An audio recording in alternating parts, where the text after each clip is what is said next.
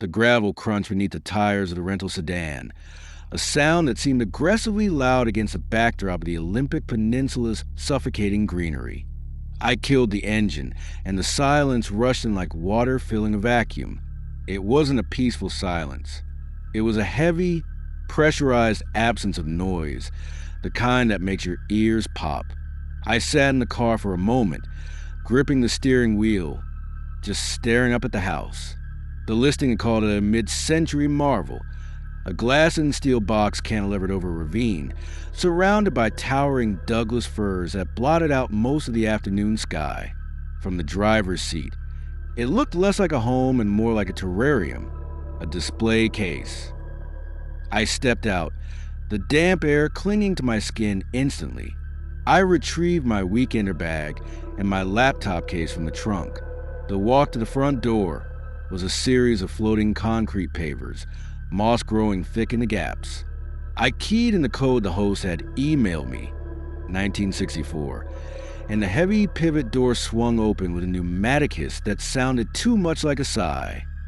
Inside, the house was a masterpiece of minimalism. The living area was a vast open space dominated by floor-to-ceiling glass walls on 3 sides.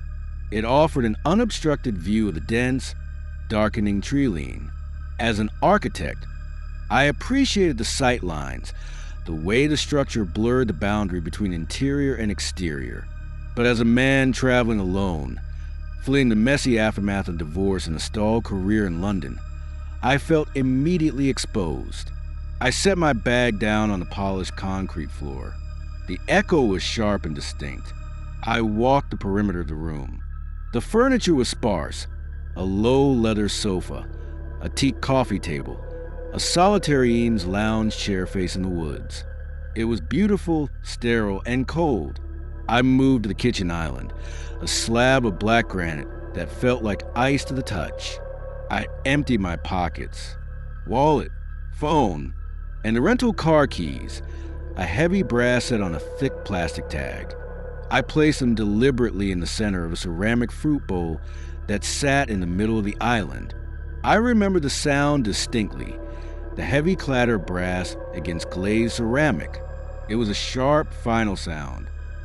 I spent the next 2 hours unpacking in the master bedroom, which was located down a narrow hallway off the main living area. The bedroom, thankfully, had curtains, unlike the main room. I hung my shirts, arranged my toiletries in the bathroom, and set my workstation on the dining table. By the time I finished, dusk had settled. The forest outside had turned into a wall of black. I switched on the interior lights, sleek, recessed LEDs, and the glass walls instantly transformed. They stopped being windows and became mirrors. I could no longer see the trees. I could only see the reflection of the room and myself suspended against the dark. I decided to make tea. I walked to the kitchen island. The fruit bowl was empty. I stopped, the electric kettle half filled in my hand. I stared at the white ceramic curve of the bowl. It was pristine, empty. I put the kettle down and scanned the black granite counter. Nothing. I checked the floor, assuming I had knocked them off. The concrete was bare. A logical explanation immediately formed, the kind your brain manufactures to keep the world orderly. I am tired. I drove 6 hours. My muscle memory is unreliable. I must have left them in the bedroom. I walked back down the hall. I checked the nightstand. I checked the bedspread. I checked the bathroom counter. Nothing. I returned to the living area, feeling that familiar prickle of irritation that comes with losing something trivial. I checked the pockets of the jacket I was wearing. Empty. I checked the sofa cushions. Nothing. I stood in the center of the kitchen, hands on my hips, exhaling sharply. Then I heard it. From behind me, a soft, deliberate slide of ceramic against stone. I spun around. The keys were sitting in the center of the fruit bowl. I didn't move for a long time. The house was climate controlled, sealed tight against the damp Washington air. There were no drafts strong enough to lift a heavy set of brass keys. I walked over to the island slowly. I looked at the keys. They were perfectly centered. I picked them up. The metal was cold. I put them in my trouser pocket. I didn't want them out in the open anymore. I tried to focus on work. I opened my laptop and pulled up the CAD files for the library restoration I was bidding on. But the house felt different now. The silence wasn't just heavy, it felt attentive. I found myself looking up from the screen every few minutes, checking the reflection in the glass walls behind me. Around 11 p.m., I decided to turn in. I needed to sleep. I walked down the hall to the bedroom. I grabbed the door handle and pulled it shut. It didn't latch. I frowned and pulled harder. The mechanism clicked. But the moment I released the handle, the door drifted open an inch, as if pushed by a gentle, invisible hand. I crouched down to inspect the strike plate on the doorframe. It wasn't broken. It had been unscrewed and reattached upside down. The curved lip of the metal was facing the wrong way, making it impossible for the latch to catch. I stared at the screws. The paint around them was chipped, but the metal heads were shiny, free of rust. This wasn't old damage. Someone had done this recently. I stood up, my heart beating a little faster. I looked down the hallway toward the living room. The lights were off now, just the ambient glow of the moon filtering through the trees, casting long, skeletal shadows across the concrete floor. I went into the bedroom and pushed the dresser against the door. It was heavy, solid oak. It scraped loudly against the floor, a jarring noise in the quiet house. I climbed into bed, leaving the bedside lamp on. I didn't sleep well. Every time the house settled, the thermal expansion of steel and glass, it sounded like footsteps. The morning light usually chases away the ghosts of the night, rendering the fears of the darkness foolish. But the sunlight hitting the glass walls didn't make me feel safer. It just illuminated the dust motes dancing in the stagnant air. I woke up with a headache, a tight band of pressure behind my eyes. I moved the dresser back and walked out into the living room. The view was spectacular, but the sense of exposure was worse in the daylight. I felt like an ant in a jar. I spent the morning trying to fix the door latch. I found a screwdriver in a utility drawer in the kitchen. I knelt by the doorframe and tried to turn the screws. They just spun in place. The wood behind the plate was stripped completely hollow. It was useless. I gave up and made coffee. I sat at the dining table, facing the window. I forced myself to work. The isolation was supposed to help me focus. That was the whole point of this trip. No distractions. No London. No divorce lawyers. But my attention kept drifting to the periphery of my vision. By late afternoon, the atmosphere in the house shifted. The temperature dropped. I checked the thermostat on the wall. It read 70 degrees. I felt a chill that went through my sweater, settling in the marrow of my bones. It was a damp, clinging cold. I was working on a rendering of the library facade. The screen of my laptop was dark, contrasting with the bright window behind it. The reflection in the dark glass of the monitor showed the room behind me, the sofa, the kitchen island, the hallway entrance. Every few minutes, I would glance up at the reflection. It became a tick. Type, glance, type, glance. At 4:15 p.m., my phone buzzed. It was my brother, Julian. A video call. I accepted it, grateful for a human face. Elias, Julian said. The connection was spotty, his image pixelating and freezing. You look tired. Just jet lag, I lied, and the bed is too soft. He squinted at the screen, leaning closer to his camera. Place is nice, though very architectural. It's a glass box in the woods, I said. Bit intense at night. Julian nodded, but his eyes weren't on me. He was looking over my shoulder at the background of my video feed. Is someone else there with you? My stomach dropped. The cold in the room seemed to intensify. No, I'm alone. Why? I saw someone walk past the doorway in the back, he said. Just a blur. I thought maybe the owner stopped by to check the heater or something. I turned around slowly. The hallway behind me was empty. The bathroom door at the end of the hall was closed, just as I had left it. Must be a glitch in the feed, I said, turning back to the phone. My voice sounded too calm, detached. The signal out here is terrible. Yeah, Julian said. He didn't look convinced. Yeah, probably just compression artifacts. Look, call me when you get back to civilization, yeah? You seem on edge. I will.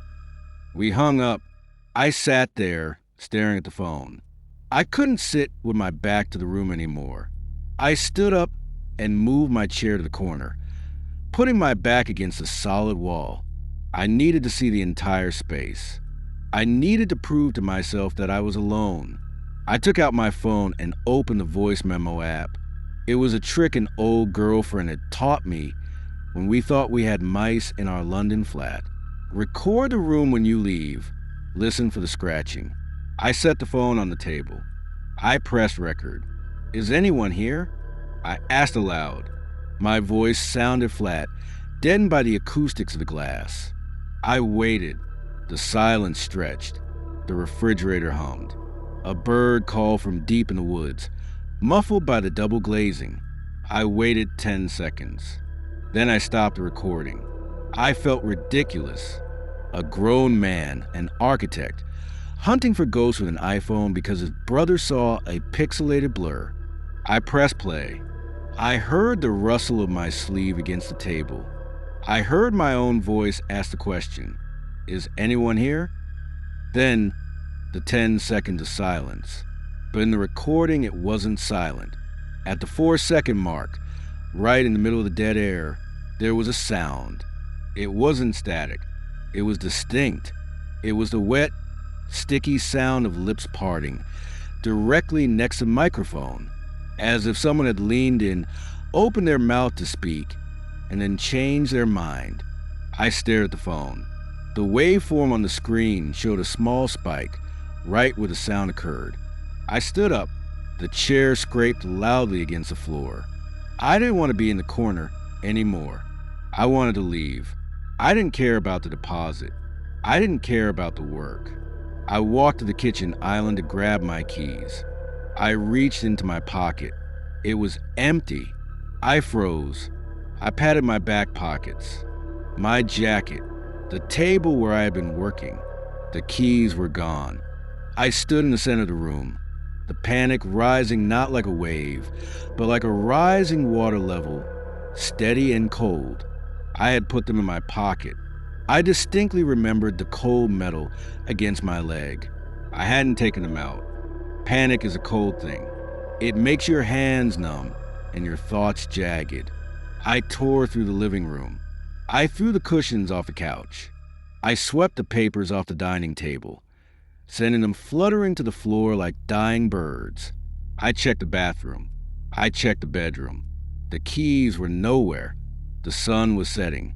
The light was failing rapidly, turning the trees outside into a wall of indigo and charcoal. The glass walls were beginning their nightly transformation into mirrors.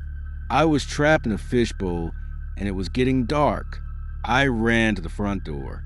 I didn't need the keys to leave. I just needed to get out and walk to the road. I could flag down a car. I could call a cab from the highway. I grabbed the handle of the pivot door. It was locked. I twisted the thumb turn of the deadbolt. It wouldn't budge. It felt seized, as if the metal inside had fused together. I used both hands, straining until my skin burned against the metal. It didn't move a millimeter. I ran to the sliding glass door that opened onto back deck. Locked. I flicked the latch. It clicked, but the door wouldn't slide. It was jammed in the track. I stepped back, breathing hard. I looked around the room for something heavy. A cast iron sculpture sat on the side table, a brutalist geometric shape, I grabbed it. It was heavy, maybe 10 pounds. If I had to, I would break the glass. I raised the sculpture, ready to swing it at the patio door. Thud. The sound came from the ceiling, directly above my head. I lowered the sculpture. It wasn't the creak of settling wood or the ping of a heating duct. It was a dull, heavy impact, the sound of weight being shifted. Then came the footsteps. Slow, rhythmic, heavy. They were distinct, heel and toe. They started from the center of the roof and began to move toward the edge that overhung the hallway. I backed away, clutching the iron sculpture to my chest. The ceiling was concrete and timber. There was no second floor. Whatever was walking was on the roof. The footsteps stopped directly above the hallway entrance. I watched the ceiling, waiting for it to crack, waiting for something to come through. Nothing happened. The silence returned, but it was thinner now, brittle. Then the lights in the kitchen flickered. They didn't go out. They just dimmed. They turned a sickly, bruised yellow, dropping the voltage until the room was bathed in a sepia gloom. In that dim light, I heard the magnetic seal of the refrigerator pop. I turned my head. The stainless steel door of the fridge was swinging open, slowly. The light from inside the appliance was blindingly bright compared to the dim living room. It spilled out across the floor, a stark white rectangle. I stared into the open fridge. Sitting on the middle shelf, centered perfectly on a glass platter, chilled and covered in a fine layer of condensation, were my car keys. I didn't think. I didn't question how they had passed through my pocket, through the room, and into a sealed appliance. The reptilian part of my brain just saw the exit ticket. I lunged for them. I reached into the cold air of the fridge. My fingers grazed the icy metal of the keys. The moment I touched them, the refrigerator door slammed shut. It didn't drift closed. It slammed with the force of a hydraulic press. I screamed, yanking my arm back. I wasn't fast enough to avoid the impact, but I was fast enough to save my bones. The edge of the door caught my forearm, scraping skin and bruising muscle, but it didn't latch. It bounced off my arm and swung open again. I grabbed the keys, adrenaline masking the throbbing pain in my arm. I clutched them so hard the brass teeth dug into my palm. I spun around and ran for the front door. I didn't bother with the deadbolt this time. I knew, with an irrational but absolute certainty, that it would be open now. The game was over. I was being released. I grabbed the handle. It turned smoothly. The heavy door swung open into the night air. I sprinted across the floating pavers. I didn't look back at the house. I fumbled with the remote unlock on the key fob, pressing the button repeatedly until the sedan's headlights flashed, cutting through the darkness. I threw myself into the driver's seat. I locked the doors. I jammed the key into the ignition. My hands were shaking so violently I missed the slot twice. Finally, the engine roared to life. I threw the gear shift into reverse. The tires spun on the loose gravel, kicking up stones as the car lurched backward. I swung the front of the car around to face the driveway. As the beams of the headlights swept across the property, they washed over the front of the house. The glass walls were fully illuminated now, lit from the outside by my high beams. Standing in the center of the living room window, pressing a hand against the glass, was a figure. It wasn't a shadow. It wasn't a blur. It was wearing a gray sweater. It had dark, unkempt hair. It had a bandage on its right forearm. It was me. It was staring out at the car with a flat, expressionless gaze. It wasn't angry. It wasn't sad. It was just watching. Its hand pressed flat against the glass, mimicking the way I had touched the window earlier that day. I slammed my foot on the gas. I drove fast, dangerously fast, down the winding mountain road.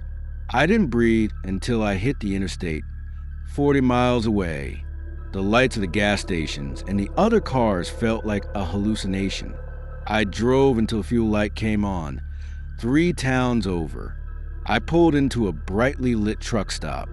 I sat there under the harsh sodium vapor lights, shaking. I never went back for my luggage. I never asked for my deposit. I had the rental company tow the car from a lot in Seattle because I couldn't bring myself to drive it anymore. Now, I live in a frantic, noisy apartment complex in the city. I have blinds on every window. I check the locks 3 times before bed. But the worst part isn't the fear of the dark. It's the reflection. Sometimes, when I walk past a shop window at night, or catch my reflection in a subway door, I don't look directly at it. I turn my head because I have this gnawing, irrational fear that one day I'll look at my reflection and it won't be moving. It will just be standing there, watching me, waiting for me to come back to the glass cage in the woods.